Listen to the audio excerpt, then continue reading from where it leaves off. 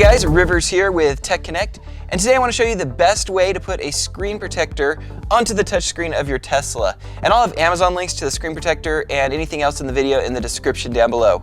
So let's go ahead and get started.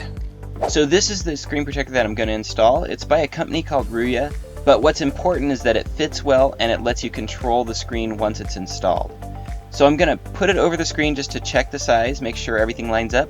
Then I'm going to put the screen in cleaning mode. This locks out all the functions so I won't be pressing buttons while I'm installing it. And the most important thing here is to have some masking tape handy. So once I've got it in the perfect position, I'm going to put tape along one side. And I want a little extra tape because I don't want it to fall off in the middle of doing this. Why is one side important? Because I want this to act like a hinge so I can pull off the protective layer underneath and then drop it back down to have it perfectly aligned.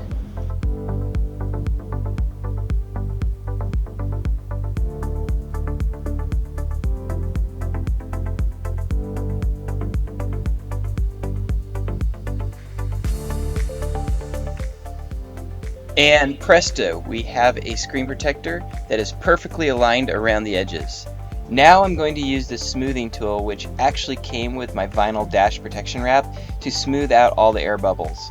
You start from the center and work your way out.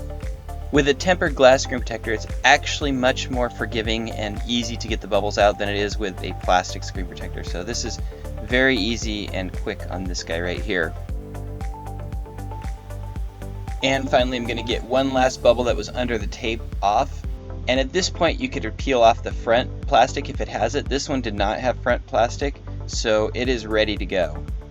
And finally, we just hold the exit screen cleaning mode button for 5 seconds and we're back to normal operation.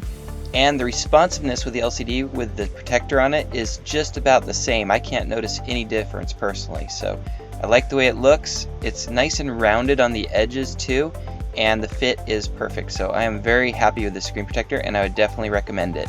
I'll have a link to this screen protector in the video description down below, and if you want to see a matte screen protector installed, be sure and subscribe to my channel because I'll have that coming up soon as well. Thanks for watching, and as always, aloha.